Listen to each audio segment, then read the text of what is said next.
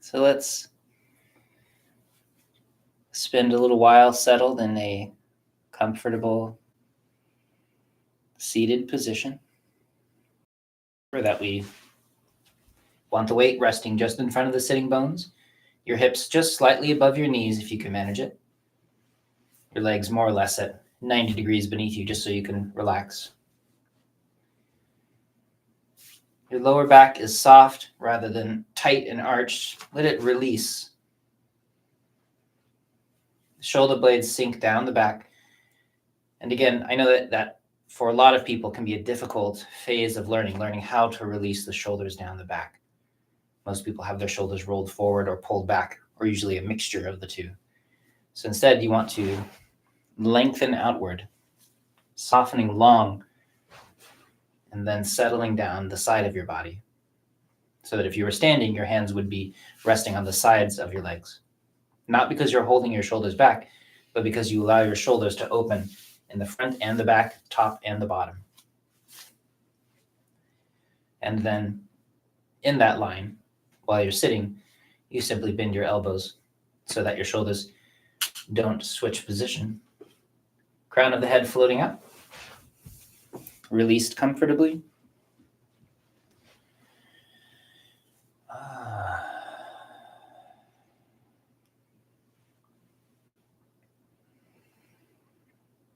Beginning as usual by letting go of all of the stuff that we're bringing along with us, whatever sense of momentum we had throughout the day.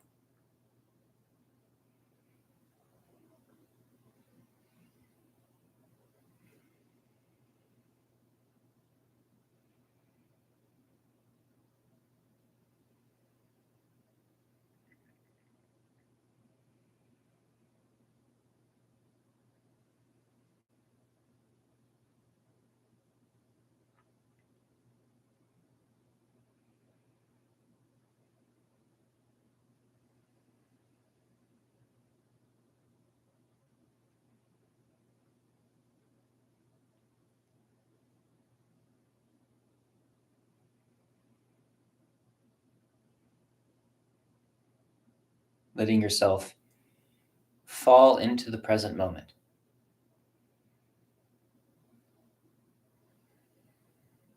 Using this skill we've been developing, this ability to soften more than we used to be able to.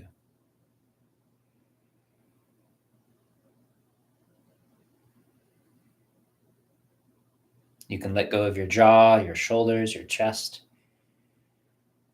You can release whatever it is that's restricting your breath. You also let go of whatever it is that is gripping your mind.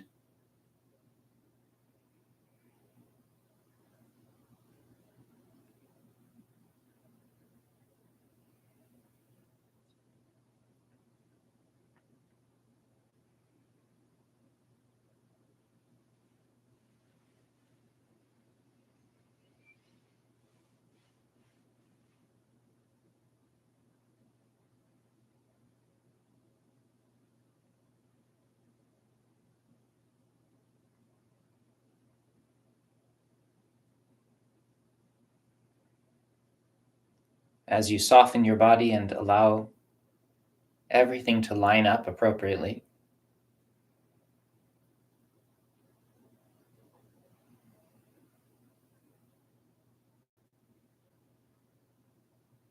allow for some awareness of that penetrating vessel, that chongmai that runs through the center of your body, from the top of your head to where you're sitting. And you want to do what you can to line those up. If you're leaning or slouching,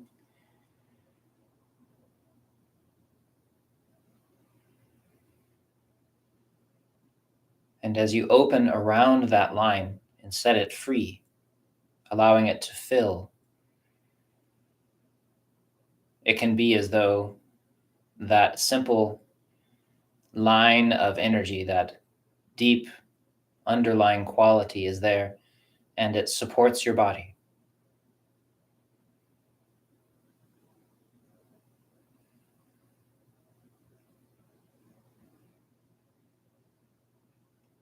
And it's okay if you don't feel support right away.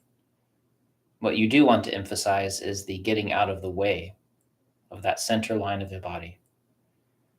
So if you're gripping your breath and obstructing the center, let it go. If you're breaking that alignment, let go of whatever's pulling you out of alignment.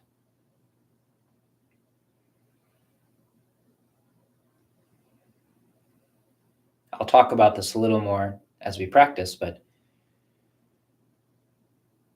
this is in part an understanding of what I had mentioned before about the difference between what we call pre-heaven and post-heaven practice.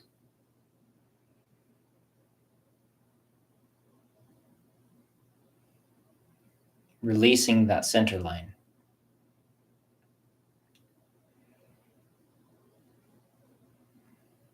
In just a few more minutes of sitting, once you've released that center line upward, see if you can as well let go of the line that runs along your spine.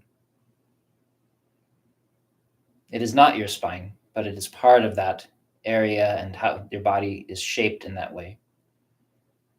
That's the Du Ren Mai, that directing vessel, governing vessel. So you want to feel your lower back soften and open. The middle of your spine is released.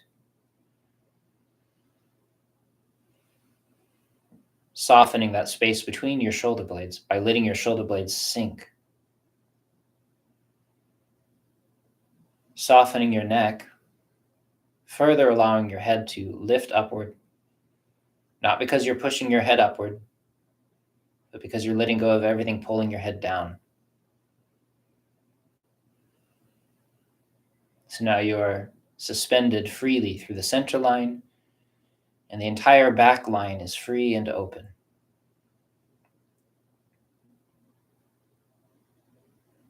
And then as you soften your throat, soften the tongue. If it touches the roof of the mouth, that's okay. If it doesn't, that's fine. Softening your chest, relaxing your solar plexus, your belly, all the way down to the groin. Allow that space to soften and also be free, to hang and be released as you are maintaining this settled openness through that center line where we started.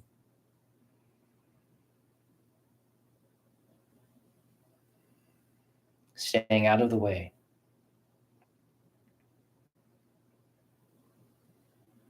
The second you find yourself trying to do stuff, trying to force a change or to be something, just relax that thought. That's a kind of tension.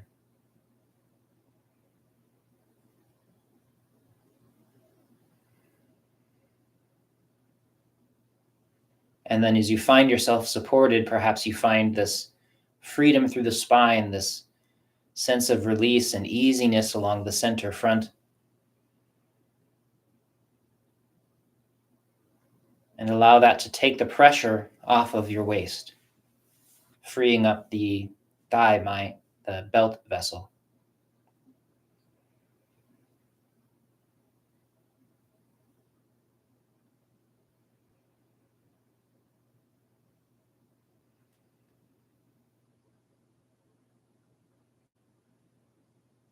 So your waist becomes free because the weight is taken out of it. Everything is softened and lengthened. You're not collapsed onto the front or the back. The breath becomes that much easier.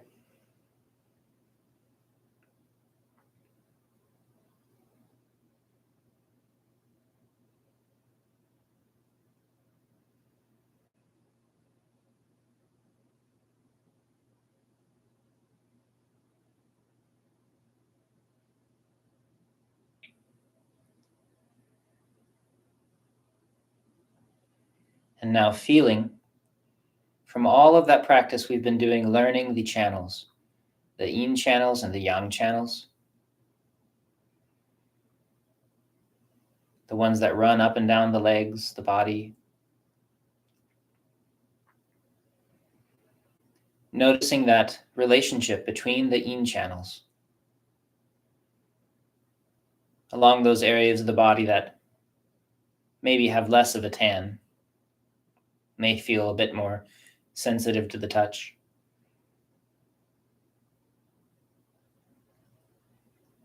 Notice how they relate to each other.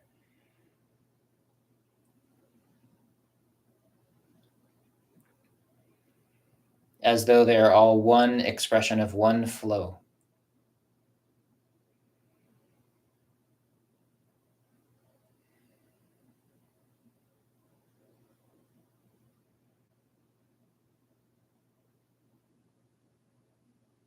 And then notice the yang channels, the ones that may feel a bit tougher, the ones on your body, the areas in your body that perhaps have more of a tan, depending on you and your skin, where you live.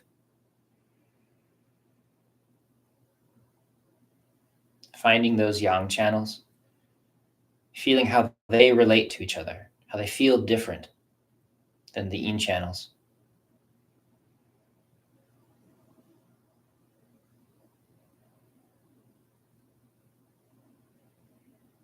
These are respectively ways to think about the yin way and the yang way.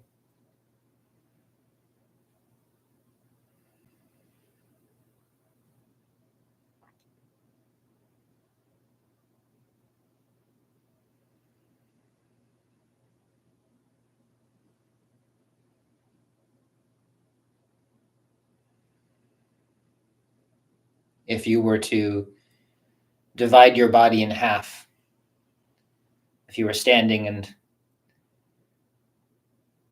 you were able to draw a line directly through your body from one side to the other, like from the right side straight through to the left, this line, this sagittal plane that your body would be divided into,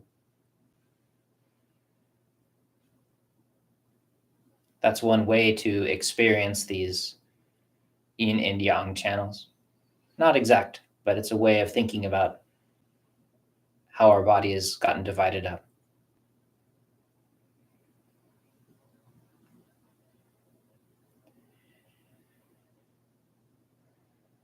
And then allowing your awareness to simply be aware of the outside of your body, the full surface.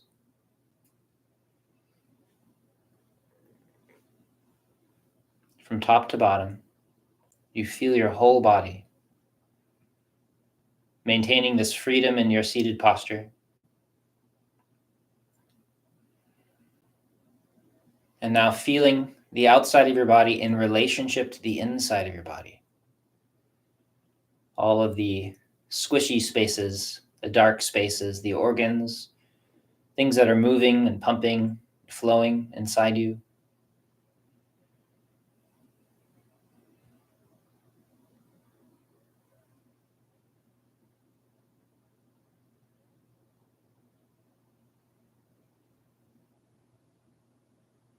Feeling the inside of your body.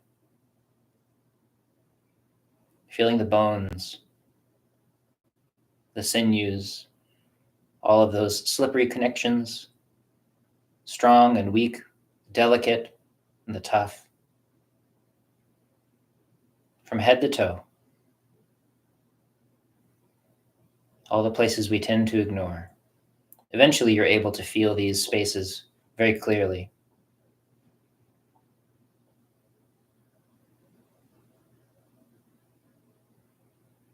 Now notice the relationship between the inside and the outside.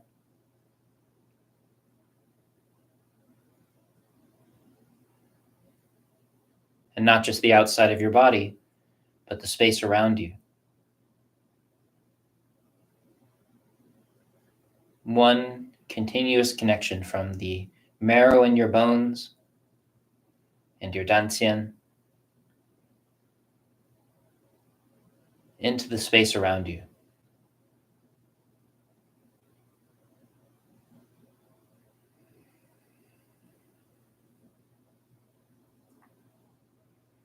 This is one way to explore the deep relationships that we have through the 8 extraordinary vessels. They're not things that we do. They're things that we uncover, that we understand about our deepest and most original nature, and allowing those things to be restored, which is one way of thinking about what we call pre-heaven practice, working with the things from before we were born. And then when you're ready,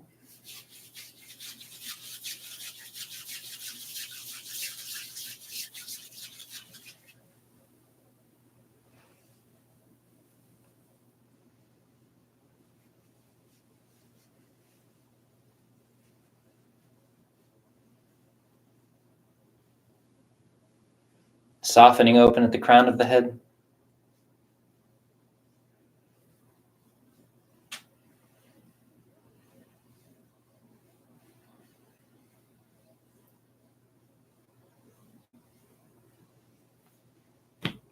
And then releasing along the scalp.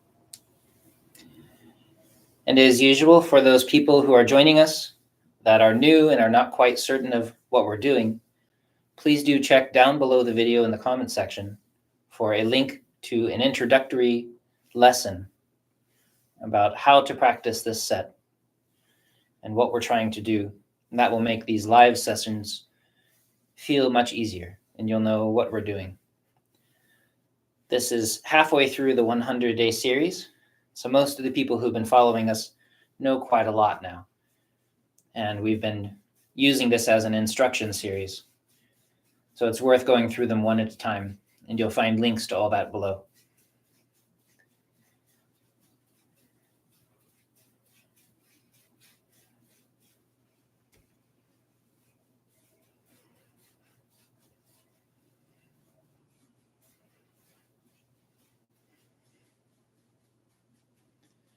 So I will continually reference through this class these reestablishing of the space for the 8 extraordinary vessels to do their thing, to be full and open. So continually sitting so that that center line is open and free until you're supported from the inside, rather than trying to hold yourself up on the outside.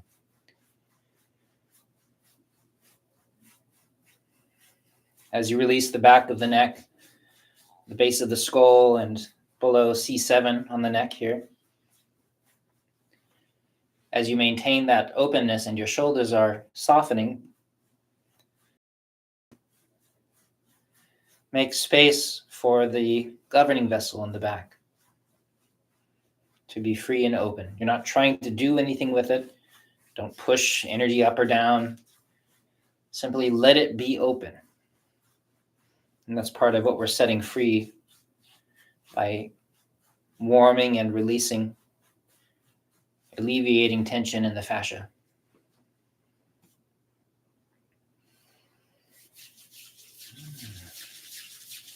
Does all that make sense? Mm-hmm. Stuff gets pretty deep, but it should be experiential.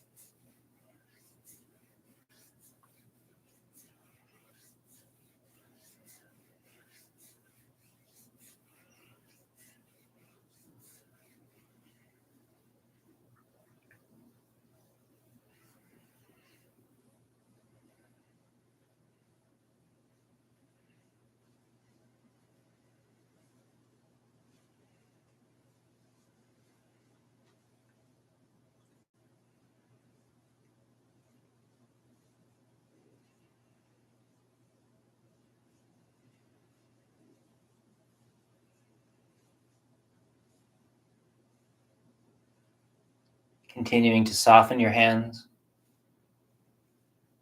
soften your mind, being gentle and kind.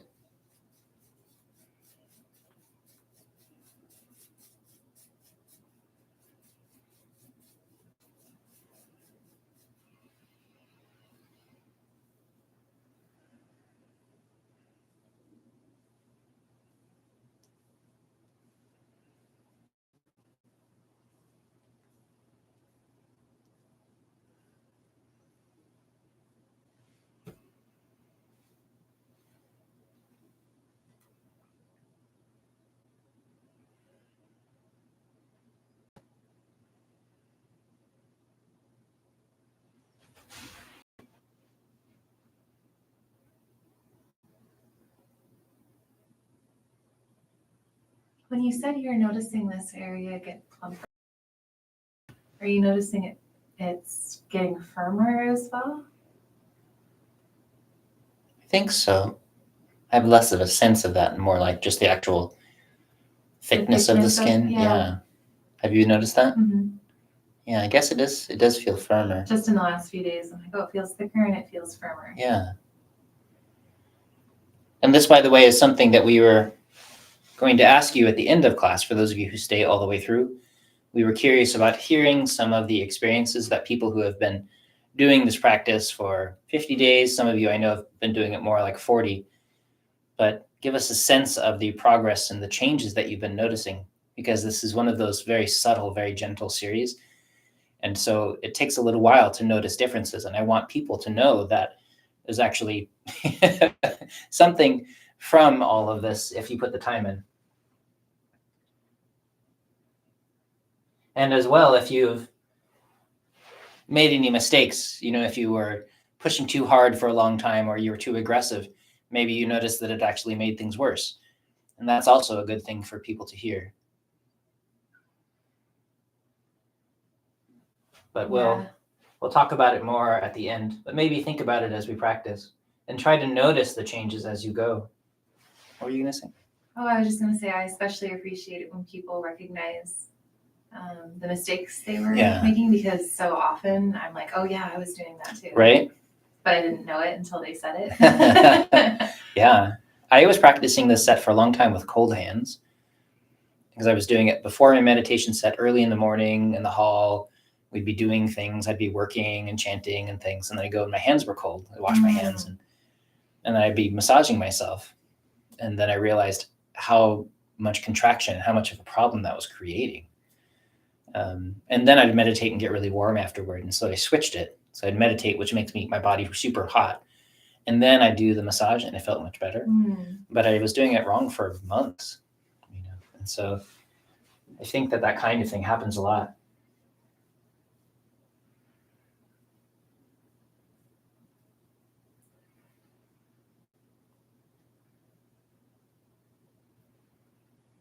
So much of the benefit from all of these practices comes from not the what, but the how and the why, and those subtle things. Just the approach makes so much of a difference. Yesterday, Melanie and I were watching a video of someone doing a Qigong practice that we know. And we're like, she's missing like all of the main points that make that practice effective. And she's very exuberant. I happen to know this person. She's a teacher, and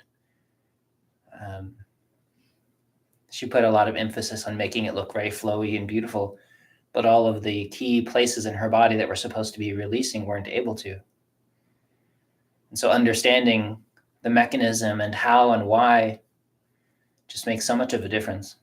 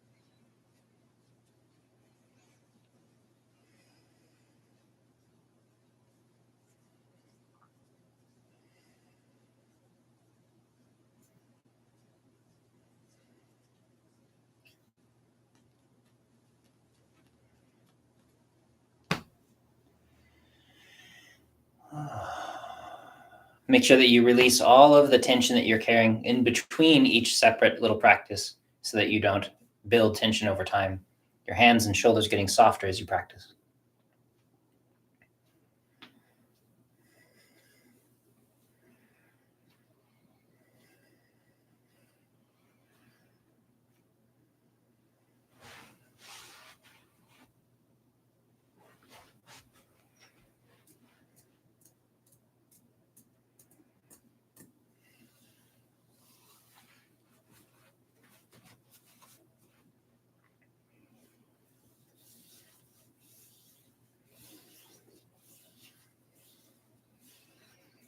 I'm also very curious about how this, after 100 days, affects your ears.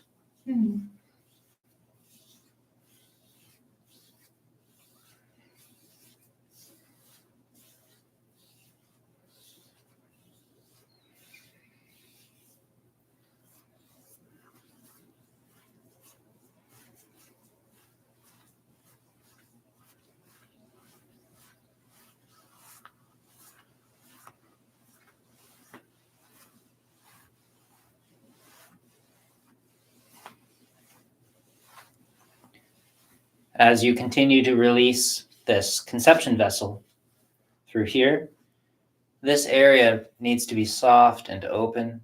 And through here, the throat, the base of the tongue, all of this, your chest sinks. But as you release all of this, make sure that you spend time softening and warming the tissues that connect all through here, this place where the shoulder connects, that collarbone location, this space, this notch through here.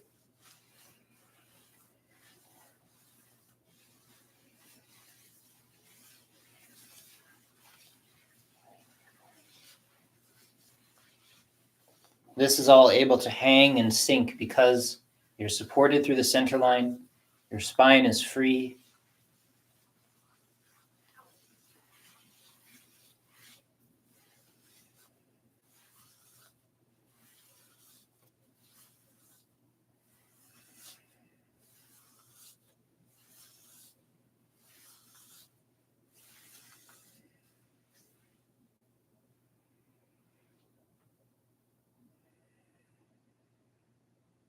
And then in that open, suspended space, your awareness settles naturally down. Don't push it down with your intent and your mind. Let it sink and just be aware naturally of the warmth in your hands, shape of your body. Remember that trying to push your mind down pushes your chi up, not down.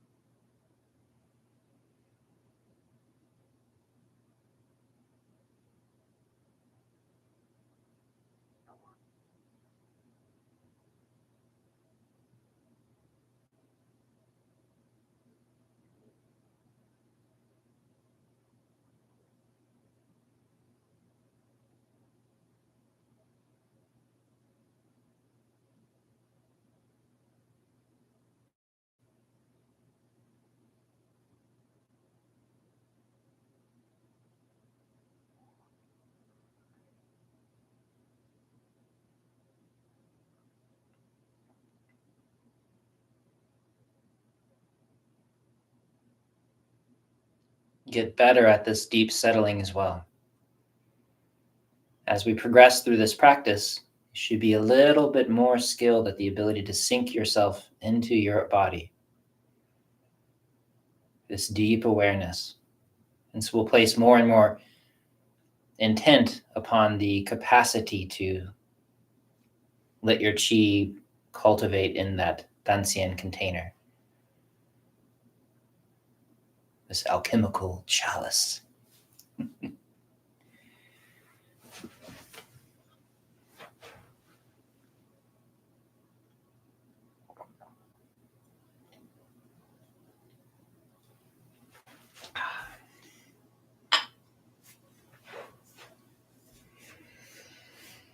And you take as long as you need to settle.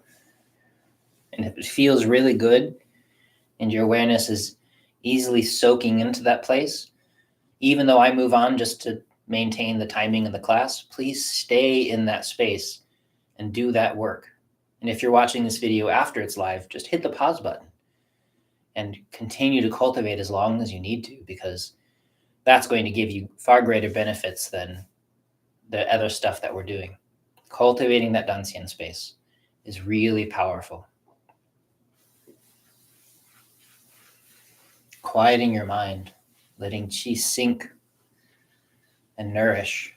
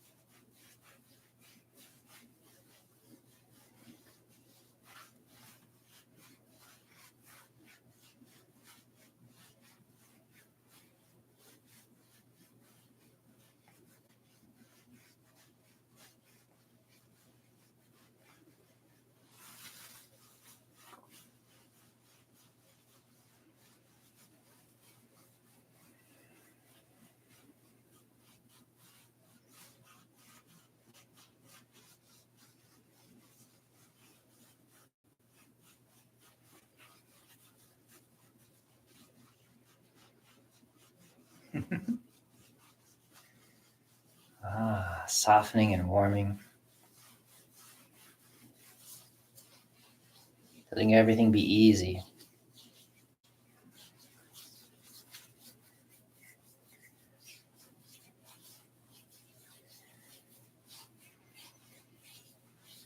It has been really nice having that feeling of, in all the ways that matter, getting younger. Even in my interview with Nate, he commented on it, and he said that everybody says that. I'm like, well, that's good to know. And for those of you who haven't seen it yet, just this morning I made public in the interview that I did with Nate Summers, who was the first person that sent me up to Washington to study the snake and turtle method and put me on this path toward better methods outside of the style of Taiji martial arts that I was practicing before. And made all the difference. He was the one that first taught me the Hunyuan method and about learning to soften, even though I was not in a place in my life where I was willing to listen. Eventually. Yeah, he was teaching me, and we would do practice together, and then I'd go out and lead the cage fighting group in the park, and how funny. Did not fit at all. You were getting a very well-rounded perspective. Oh my gosh. I'm so hard-headed. It took me a long time. Yeah, I really love what he says in the interview about how these practices affect neuroplasticity of the brain. His statement about complex movements and how that gives us greater mental agility. That's right. I was like, wow, that's so cool. Because it's all the same system. It makes sense. It's one of the reasons I think people love the complexity of things like Tai Chi and stuff, because it endlessly draws your mind down into deeper and deeper levels of concept, but also into your body, and pretty neat.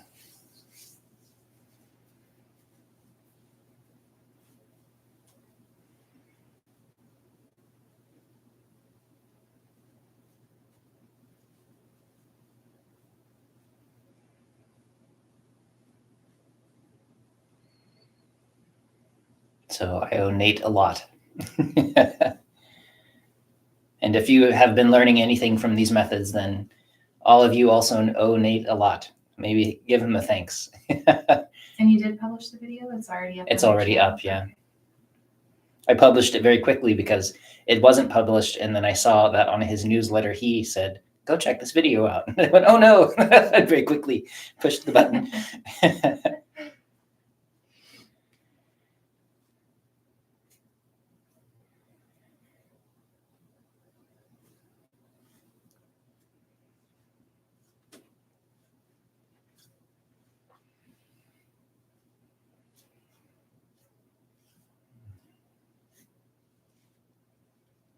Softer and softer. If you happen to remember any of the points that we were practicing in relationship with the 8 extraordinary vessels, you can stimulate those points and then tune your awareness into those particular vessels while you practice, as an interesting way to practice if you like. Or you can just allow your awareness to center in this local release of the fascia. That's also very good.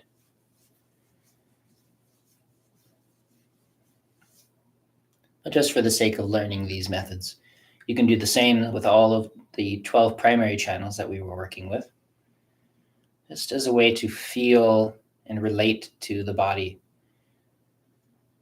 come to understand it more deeply.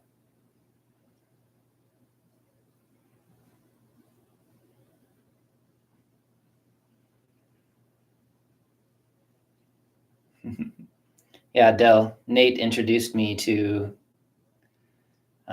initially Shoko-san, because I had really bad scoliosis and spinal problems. And he was one of my instructors in Chinese medicine school for the master's degree. And is this amazing person who teaches Qigong just for the spine. You should go learn it. And so I went with a few other friends. We drove up from Arizona to Washington and studied with Shoko, and it changed the course of my life. And Shoko is my Shifu's partner and introduced me to the whole sequence. And I got to practice with ZhiCheng Shifu, which blew my mind. But it was still it was years before I decided to let go of the traditional Chin family practice that I was very devoted to come and study this slightly different method. I'm very fortunate that I did.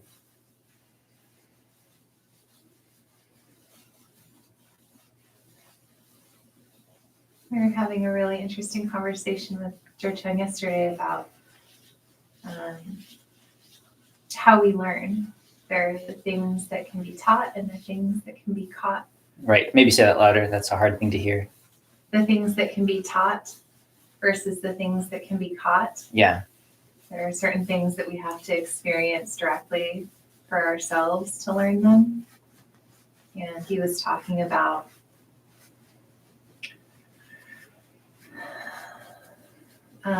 how oftentimes students will, maybe see something he does and think, oh, I want to do that. I'm going to practice doing whatever that thing is.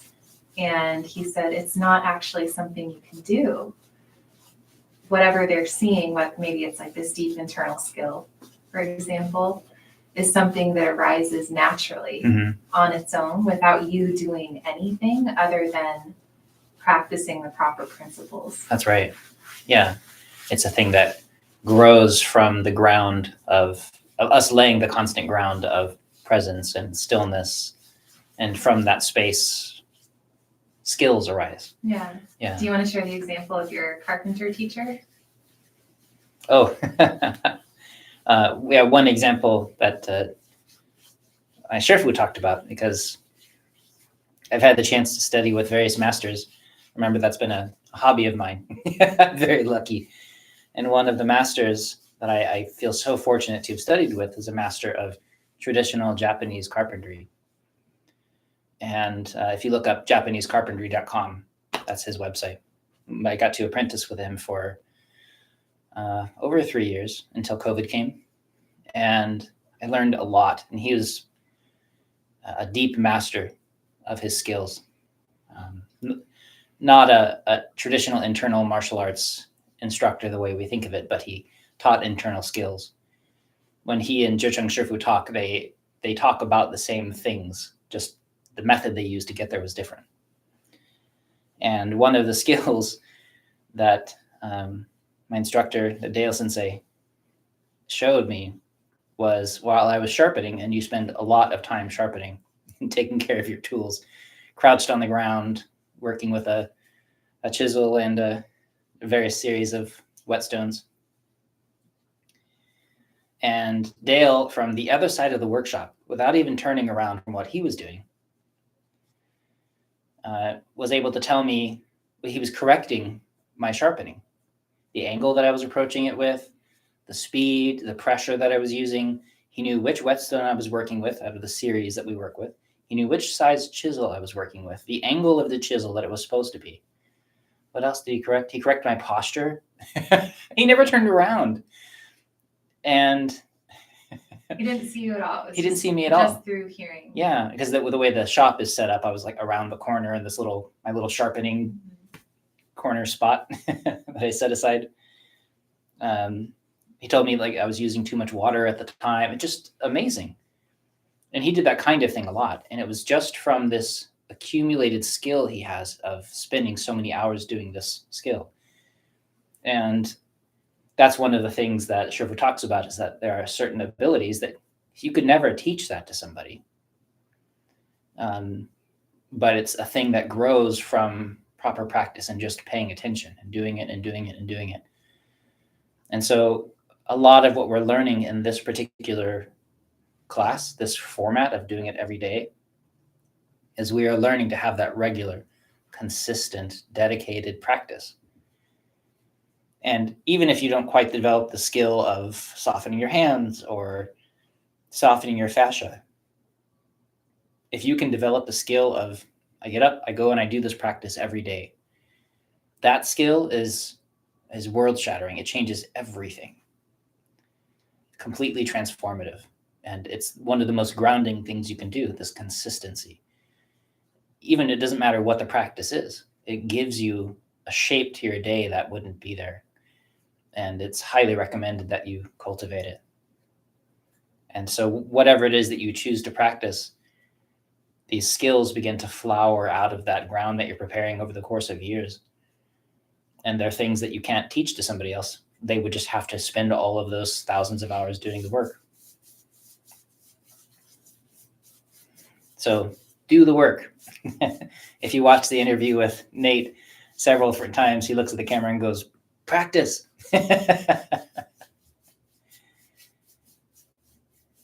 Patient, persistent practice over time. Yeah, that's Shifu's. He says, what's the secret? He says, patient, persistent practice of the proper method over time. There are no shortcuts. Or that is the shortcut. That is the shortcut. Yeah. Any other shortcut won't get you there. Yeah, the other shortcut will take longer.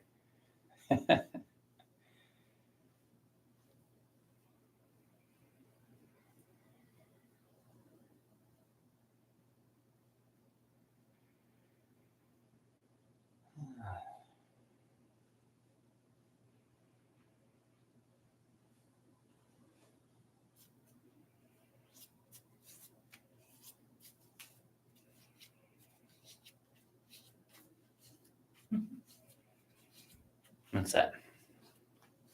Oh, just Del leaving some really nice, thoughtful comments as Oh, usual. good. Yeah, Del is a very thoughtful dude. Maybe too thoughtful. Do your practice. We appreciate you, Del. I just want to make sure you don't skip your practice chance. Well, to be fair, we're talking as well. We are talking as well. He's being a good student by engaging.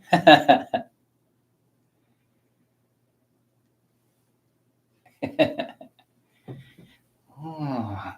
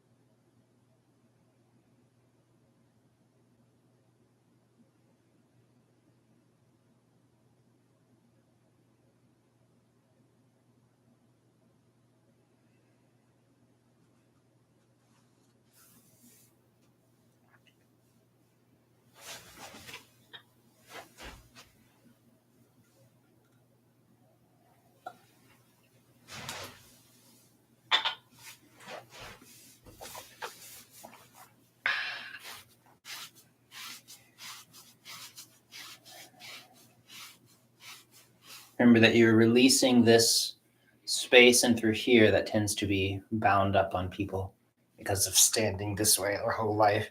As you open your throat, open the base of your tongue, soften your shoulders, open your back, settle your chest. All of this has the chance to open. And then with this warm touch, this friendly touch, we start to shape this differently. Remember that it takes a while to reshape the body. You have to regrow this part of your body. So please be regular with this practice. 100 days, of course, will make a big difference, but there are certain parts of your body that just take a lot longer to grow. So you continue to nourish yourself, continue to eat well, breathe well, sleep well, drink well, clear your mind, have some friendly thoughts so that you're not always in fight and flight mode. Softening the solar plexus.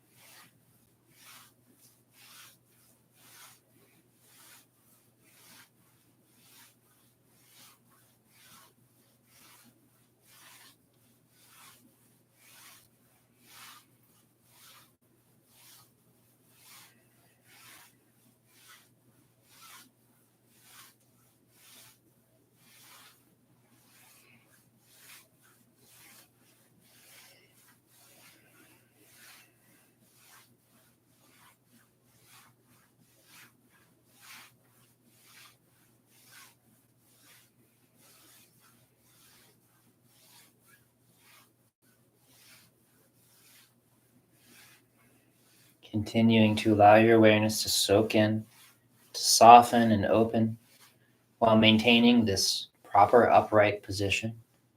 Your body is released.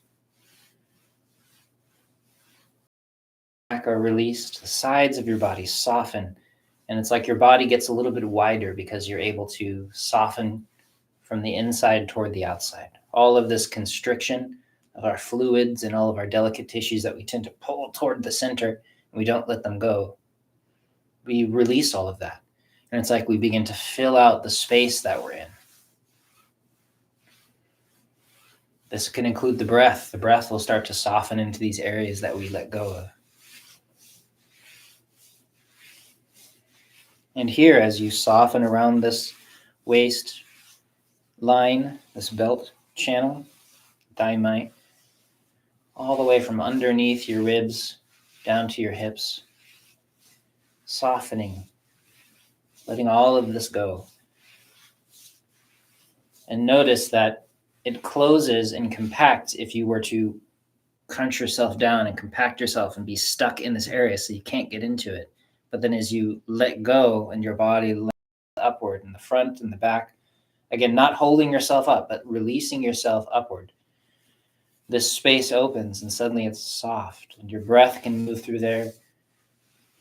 You can release this wrapping line of fascia, this powerful shape of tissue around the center.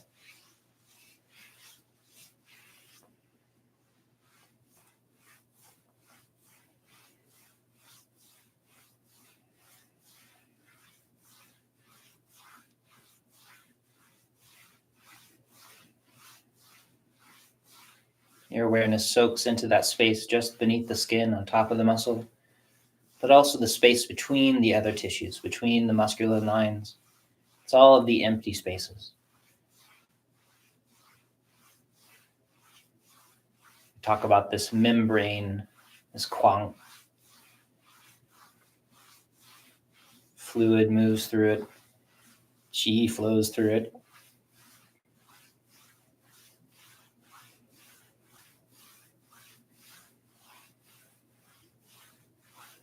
And it's true, as you help it release, you may notice all different kinds of sensations.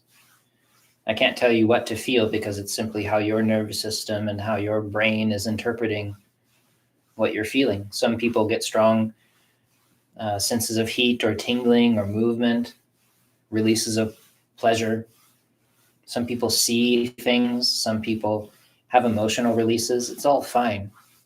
Don't attach to it. Don't think about it too much because that feeds into tension. Just sort of notice it like every other sensation and let it go. Just means there's change. And this is how it is with changes during meditation and with everything that we experience. Just let it go. Let it pass through. Don't attach to things. Don't make ideas or dreams about what you're thinking about.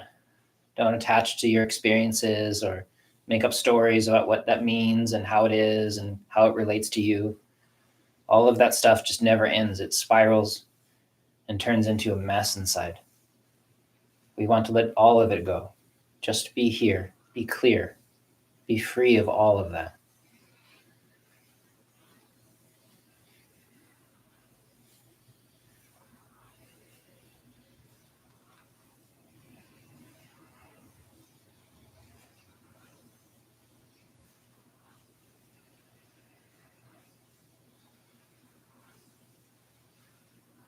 Yeah, it was really helpful when ZhiCheng said trying to recreate experiences only gets in the way. That's right. Because it's so tempting for me to want to recreate certain experiences. Mm-hmm. Or for the mind to say that those experiences mean something. And That's right. if I'm not feeling a particular way, if I'm not still, if I'm not at peace, then I'm doing something wrong. And hearing him say that that's what gets in the way, Mm-hmm. that attachment to those ideas and beliefs. That's right. Is so helpful. They're just more gripping fists inside us. Yeah. Mm-hmm. Really true. Yeah, stillness means not holding on to any of it. Just being here.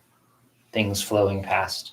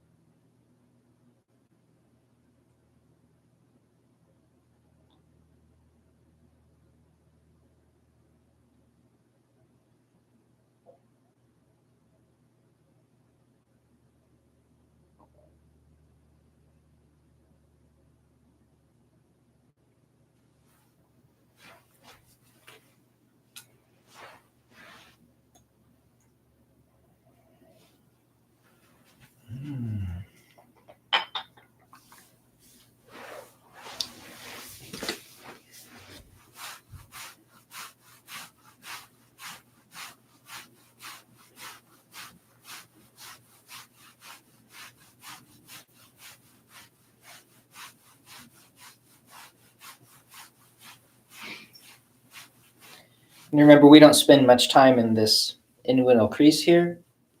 We're mostly working on this stomach 30 area. But this is a space where people commonly tend to grip a lot. And so if you're finding that there's a very tight line in here for you, please spend extra time wherever that is for you.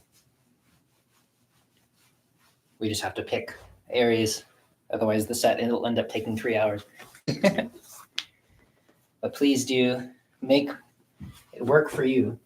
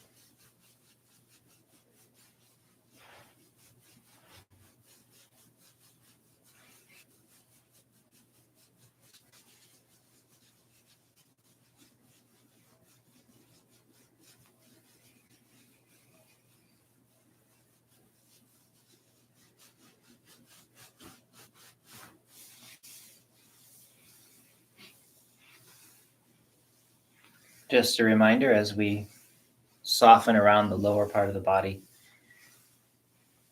to adjust your posture and to continue to release yourself appropriately. Oops, make sure this is off.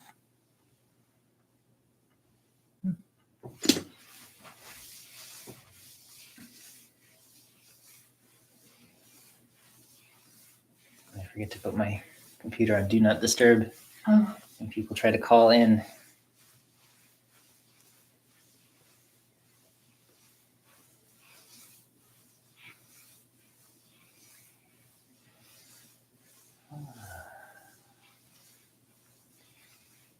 Maintain this upright, centered shape so that you do not lose that sense of freedom vertically through the body. Connection from the space where you're sitting all the way up, released to the crown of the head. Your spine remains free rather than gripped. Front of your body is free rather than collapsed. Your hips are loose so that you're not compressing them.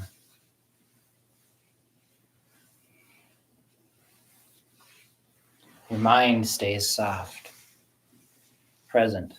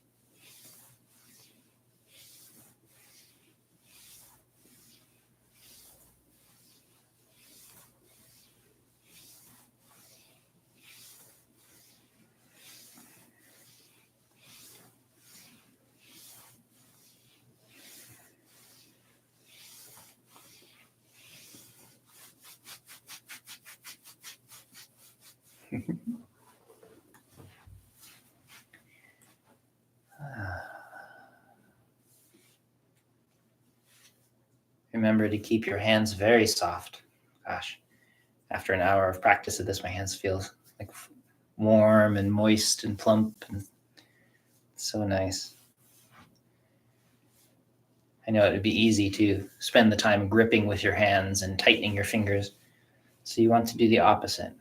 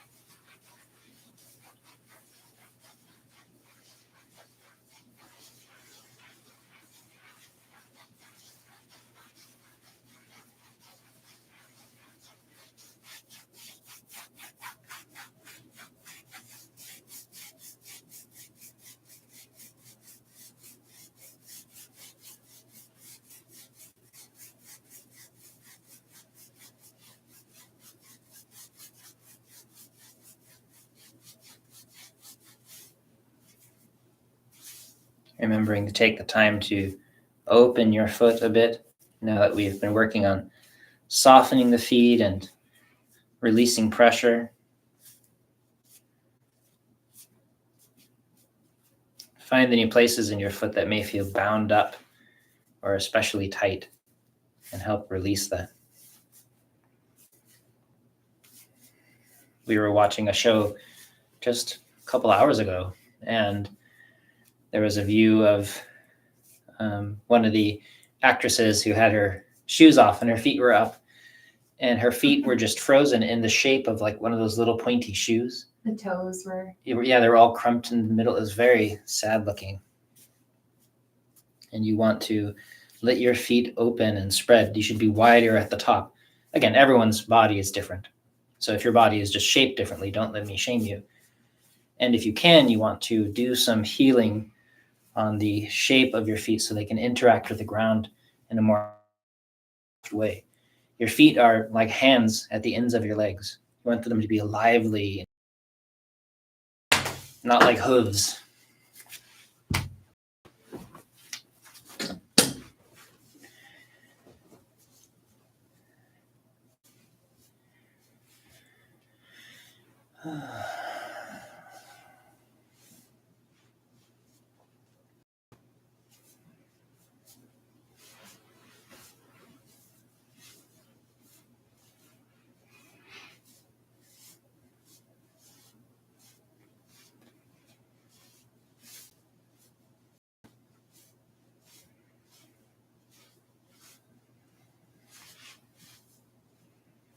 And again, for any of you who go back through these videos, or like today, if you watch that interview with Nate and you find a good 1-minute clip that I can use for the YouTube shorts, please clip it and email it to me.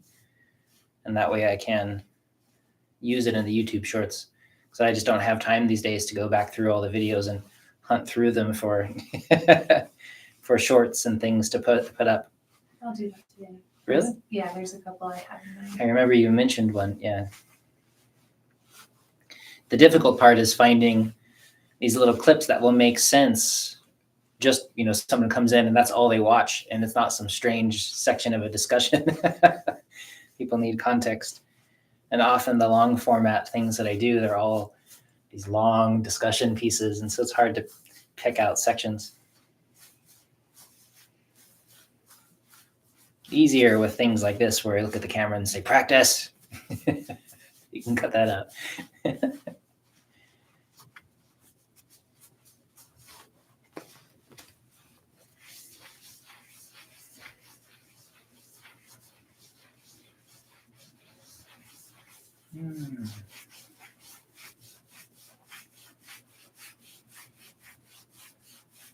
Make sure that you're not holding your breath, not forcing your breath either, letting go of the breath, making space and room in the middle for your breath.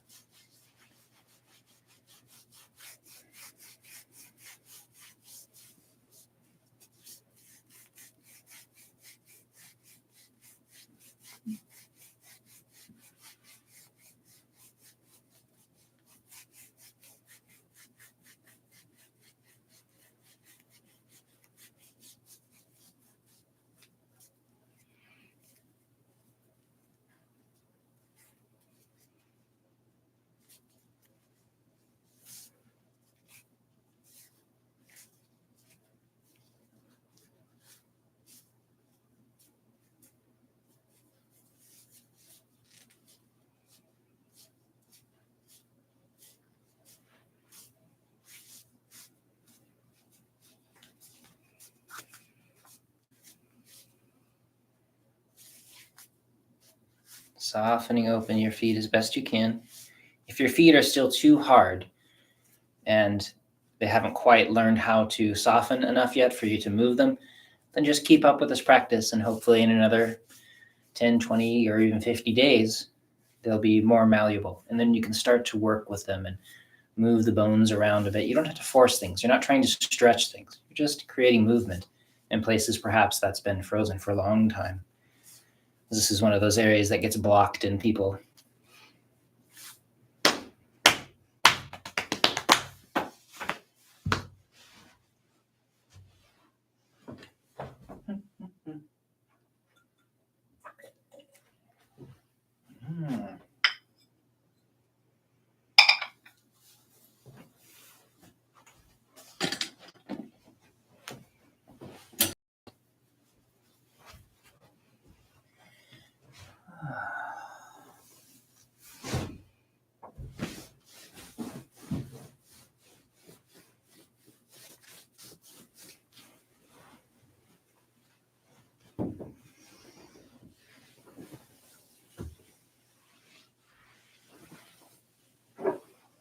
Maintaining that sense of length as you fold forward from the center. Try not to crunch yourself down. Your neck should be able to feel moving upward. And by upward, I don't mean toward the ceiling necessarily, but lengthening through your neck.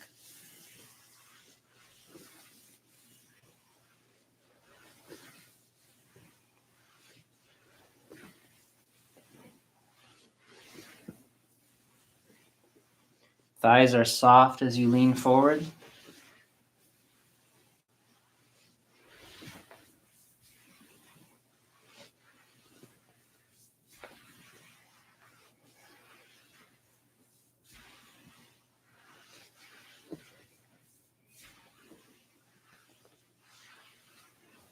Only as far forward as you can go, where you don't feel like you're gripping your breath or you're tightening your body. Even if it's just to your knees, that's okay. You let your awareness go down toward your feet instead of your hands. And then eventually the whole body just softens and lengthens with no effort. And if it doesn't, that's okay too. You just move in the way that you can. Everyone's body is different.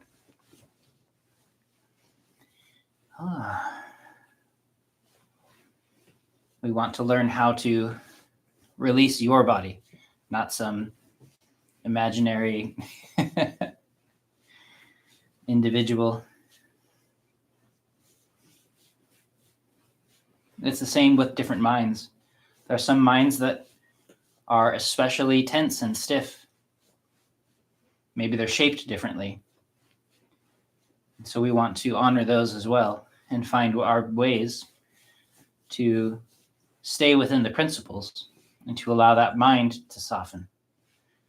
There are people that have, at least one person that is watching this now or in the future, that is experiencing extreme emotional trauma. And that's a real thing as well. We can't pretend that it's not happening. And so asking that person's emotions to soften may be very difficult. And so we do our best using the principles of softness and stillness, friendliness, to allow that person to release as well. All of it counts. All of it gets to be healed.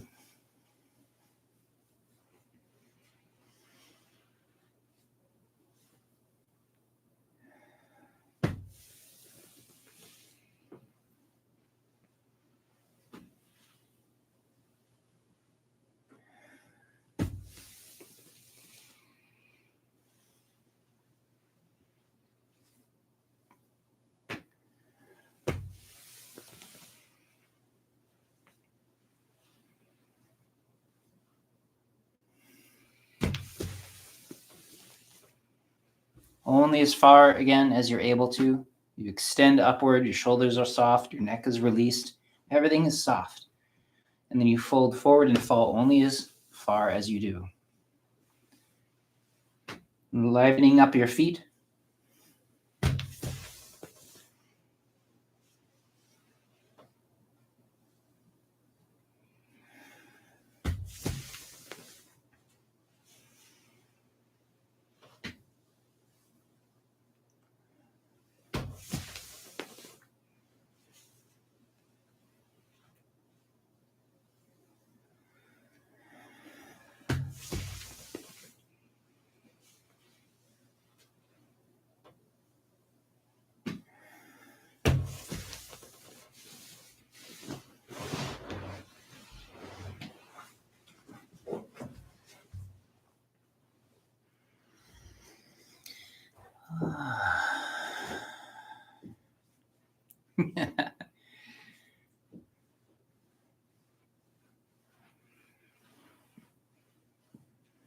Turning your waist.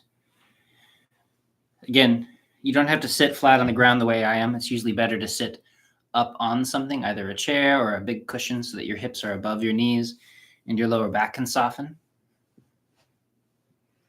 There's no virtue to sitting on the ground like this. I'm just too lazy to grab something and sit under it. It's easy for me to be comfortable like this.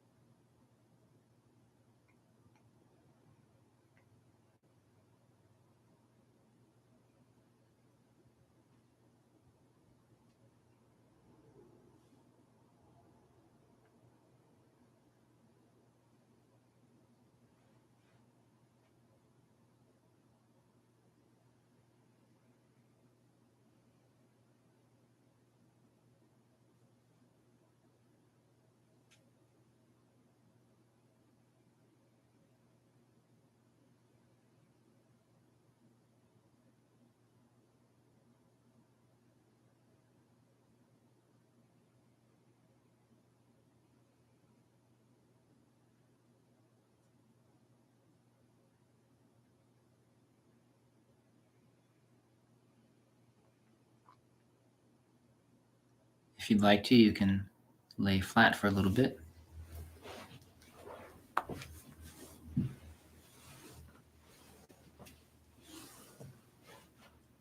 Remember to support yourself in any way that's needed for you to fully relax and release. There is no extra credit for being uncomfortable. Just let go.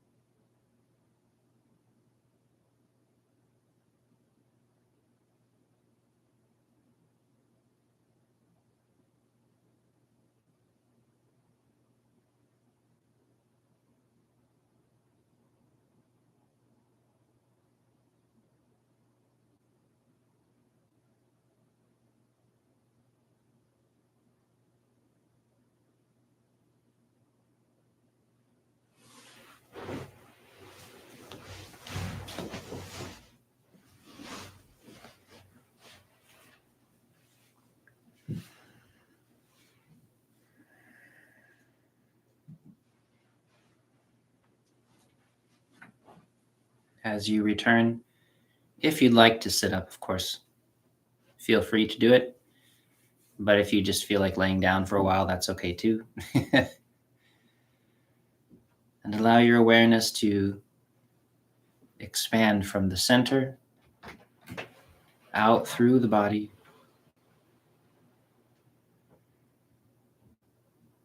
filling your whole body with awareness. The light of awareness fills you up.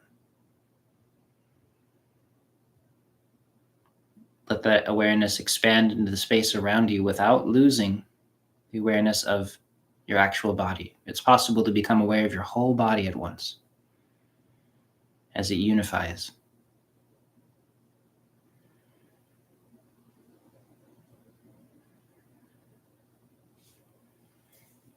Thank you very much. I appreciate you joining me. You are very appreciated. All of you are very much loved. And if you have questions, feel free to ask. I'm sure Del's put a bunch of questions in there. If anybody else also has questions, feel free to ask. We always make space and time. And as well, for those of you watching this in the future, please feel free to drop questions and comments in the comment section below, because it's wonderful to build community. And I apologize there. The people who are commenting now, those comments aren't kept in the comment section later. And so if people feel like adding fresh comments, feel free to do it.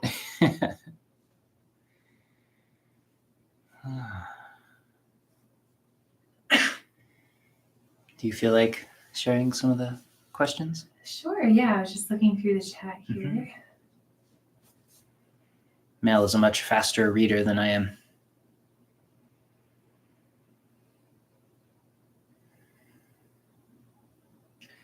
Okay, so we have a question from Del. When I get into the groove of massage, I often get that, quote, tingling sensation of feel-good sensations running through me. almost like little electrical impulses cascading through my body.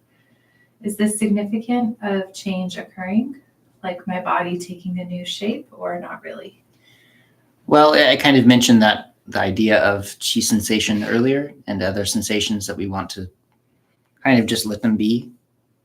All sensation is a demonstration of some kind of change. Something's happening in your nervous system saying, hey, something's happening. And so as we practice, that's certainly a very common experience. And we don't want to try to create those sensations, but it's fine when they happen. And it's very, very common as the body releases. And so probably that's what's happening. This gentle letting go as things spread out and the fascia spreads out. And so certain sensations we want to pay attention to. You know, if you have a super sharp pain someplace, then of course pay attention to that. But even that, sometimes when chi penetrates into a new area, then sometimes it shows up as little pricking pains, the way that if our leg wakes up after falling asleep, then it can be little prickly pains. And so sometimes that happens too. But all of it, whether physical sensations, visualizations, thoughts, feelings, we just want to let them fall past. Don't focus on them.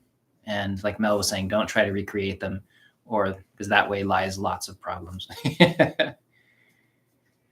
So we have another question about how people can contact you or get your number if they'd like to chat or ask questions about Qigong or sure stuff.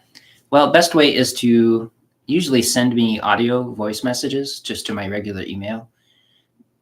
Again, like with this, in English, I'm a bit dyslexic, and so it can take me time, especially some days when I'm having a difficult reading day, to go through things. I have my phone or something read them if it's in text, but usually audio works best for me.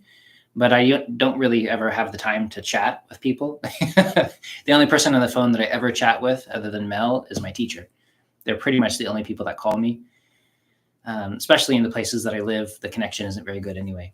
And so calling me is unlikely to yield any good conversations, but you can always send voice messages, and then I wait as long as I feel like it, and then I usually listen to them and respond to them.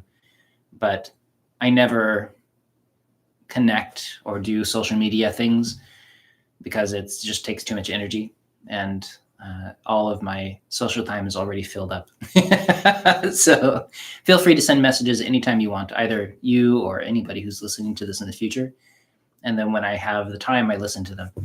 And that's the best way for me. And where do they send messages to? My email address is attached to all of this stuff. Which is? I think it's snakeandturtleqigong@gmail.com. I think that's right. Yeah. Yeah. I think so.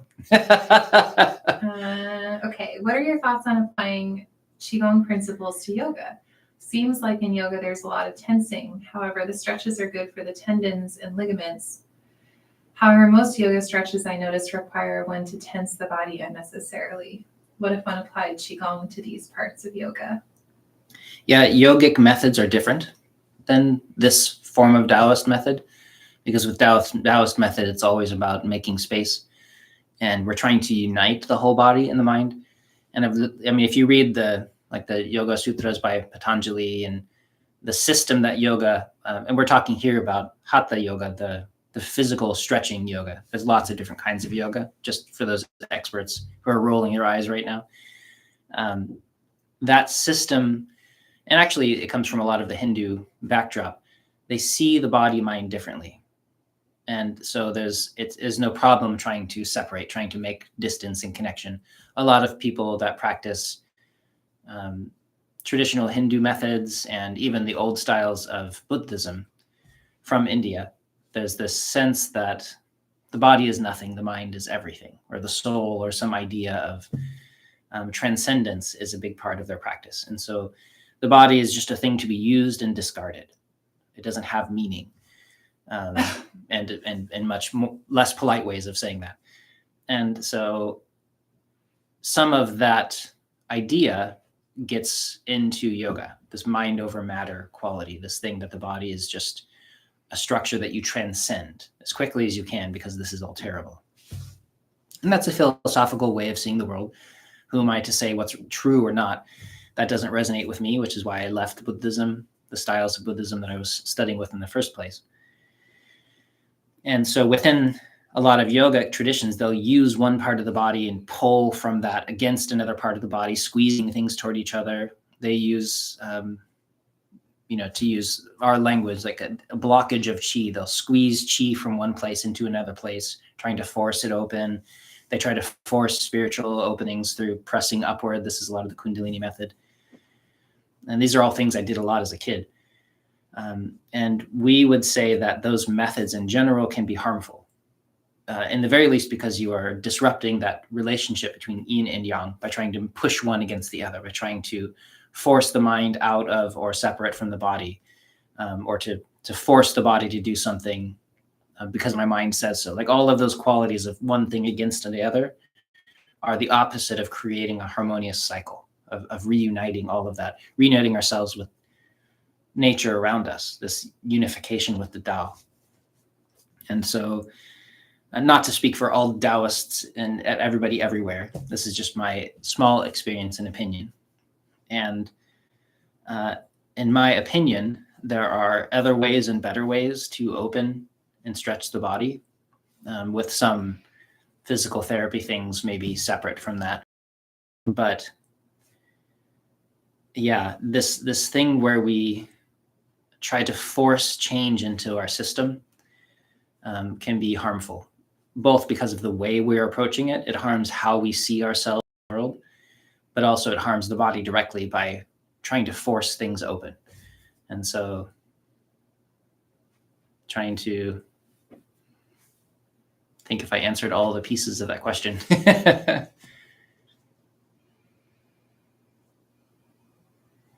At some point, I'll upload my stretching lecture that I give a lot in my clinic. It'll get me in a lot of trouble.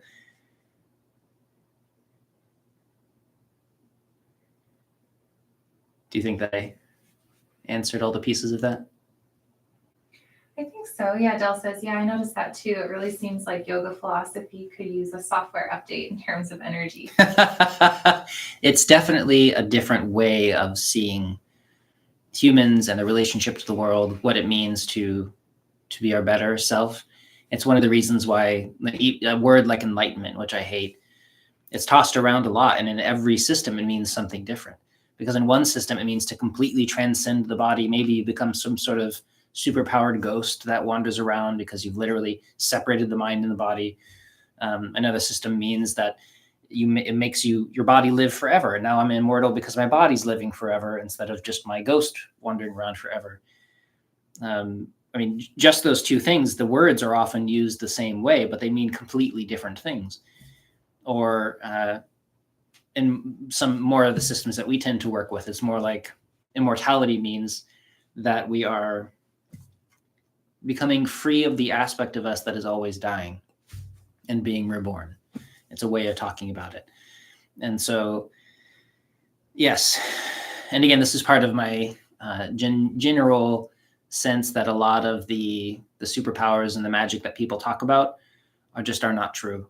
And that the people who talk about them, usually they are suffering from extreme lack of sleep, or they're on a lot of drugs, or they're drunk at the time, or they're suffering from strong mental, emotional problems. And so then they talk about these experiences they have.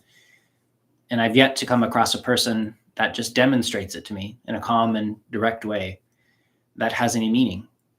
And so that's my hesitation around talking about enlightenment and immortality in these kind of superpowered ways. And that's often associated with these systems that try to force change into their mind or their body. They try to become something they're not. And then in this system, we're trying to become fully ourselves.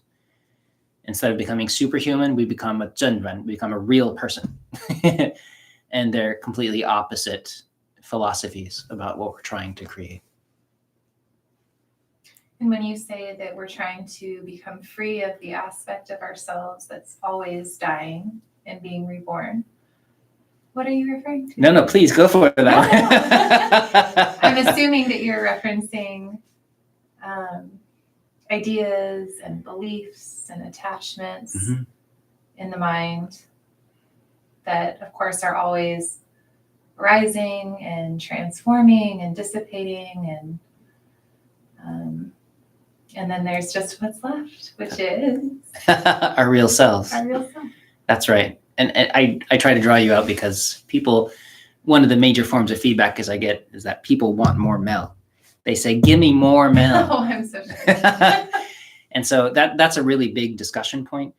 But the simple way of thinking about it, if it's a simple thing, is that part of what you become free of is all of these things that are always changing. There's an aspect of your nature that is always present, always stable. It's always calm. It's always peaceful. It's always perfectly content. That's a part of what you are. It's your truest nature. Sometimes in Daoist terminology, we talk about it as the North Star, the one thing that's not moving, the pole star. It doesn't change while everything else is changing. And so if you are able to become free in your identity of all of these things that are always changing, then that's a kind of immortality, because you are now free of death in a particular way. And so I think that then gets interpreted in different ways, because again, I still don't have any reason to think that there's people walking around that are thousands of years old, even though the stories tell us that. Not to burst anybody's bubble, but that's just my opinion about it. Can you talk about Maya? There's a Zen saying that when you realize Maya, you forget it, or something like that. Interesting. Again, I'd have to see the original saying. Maya is the concept of illusion, and it's usually illusion in like a harmful sense. It's the thing that takes us away, that destroys.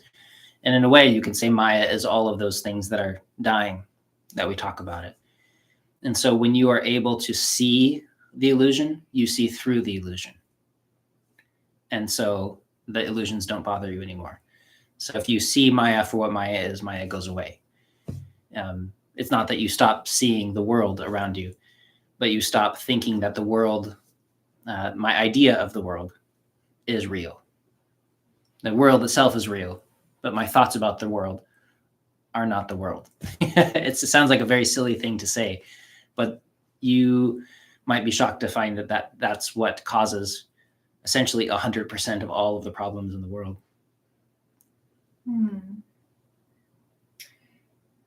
Yeah, follow-up questions like, what's the benefit in forgetting you broke the fourth wall? What's the benefit in forgetting that you realized Maya? I don't think I understand the question. I think what comes to my mind is like, it's the difference between, like when John and I watch a movie together, I tend to become immersed in the story and I forget that I'm watching a movie. And John can't watch a movie without noticing the screen and the lighting, and that we're watching actors rather than real people. And so I wonder if, Del, maybe that's kind of related to your question a little bit. Like, what's the benefit of seeing the screen, for example? Instead of the movie? Instead of the movie? Yeah. Yeah. Do you want to speak to that? Sure. And Del, let me know if I miscontextualized that. Yeah, these can be very difficult questions for people that don't know what we're talking about. Once you understand the lingo and you're in this world, it becomes very obvious. And so if it feels confusing, then just recognize it's just because it's a language barrier. We're just using terminology that seems confusing. We're talking about the most obvious things in the world. And so what Mel is talking about is that if you were to imagine that you're watching a movie, we're just sitting watching a movie, there's a screen. We actually have downstairs a projector and a screen that we pull down that we'll watch movies on together. It's very nice.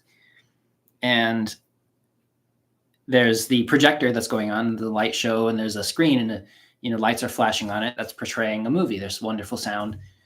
And there's this tendency that humans have to fall into the movie, and they forget they're watching a movie. They start worrying about the characters on the screen as though the characters are real. They forget that they're actors. They forget that maybe this is the third time you're watching it. Maybe you're genuinely concerned about the love interest or whatever. You're humiliated as somebody else is humiliated on the screen. And your emotions are going like this. Wow, wow, wow. You become genuinely scared as the scary person walks towards you and the music crescendos, and your heart is pounding and you're sweating, and And by the way, your brain and your nervous system does not know the difference between the movie you're watching and what you're imagining and real life. And so your nervous system and your brain is actually being conditioned to think that you're being attacked by some murderous psychopath or a demon or an alien or whatever it is you're watching. And that's the point, is that that's an example of real life, that people get lost in their thoughts and their daydreams and the stories they hear on the news. And that becomes their world, and their emotions go wild and all these things are happening. When the whole time that you're watching the movie, if you just notice that you're watching a movie, if you can't get lost in your idea about the movie, then you won't have all of these wild shifts in your nervous system. Everything stays calm. And I know that for some people that would ruin the movie, because what they want is to be scared. They want to be angry. They want to be afraid. And that's exactly the same that happens in regular life. People are so attached to that roller coaster of feeling that they don't want to be calm and centered. And so they want to be lost. And for those people, that's wonderful. And meditation is not for them. And for the people that want to be free of that particular roller coaster, the movie of their mind and the world around them, all they have to constantly do is notice what's actually happening. And that journey of noticing what's true, not just what they imagine, goes deep, and it sets you free. So there's that.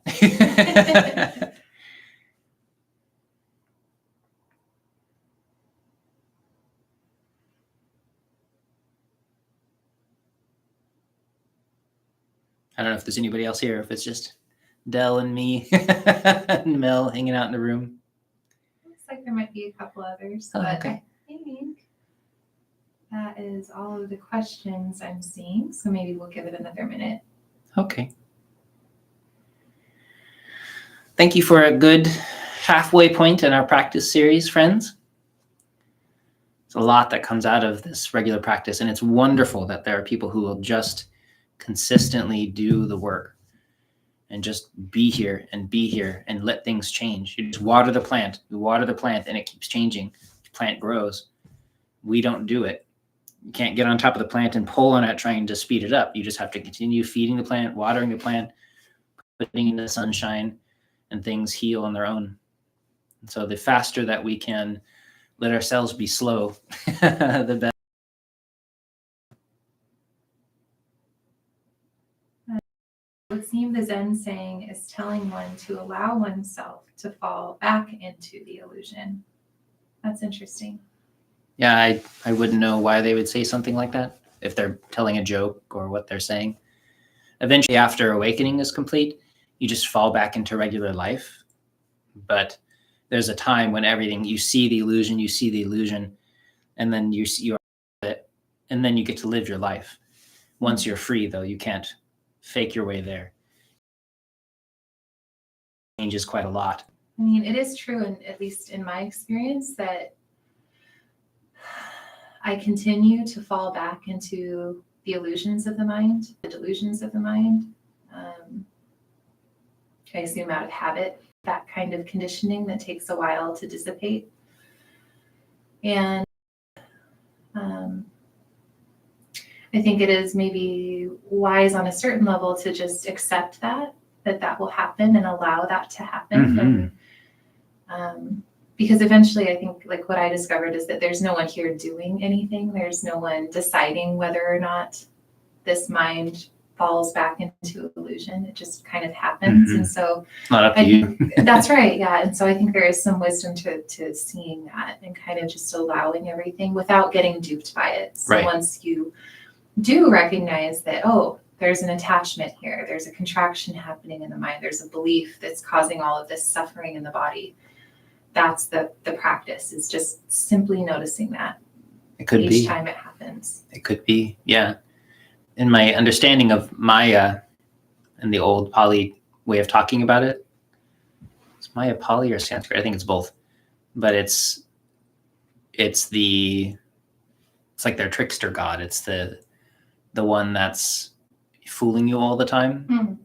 And of course, it's also the way that you get free, because it causes so much pain.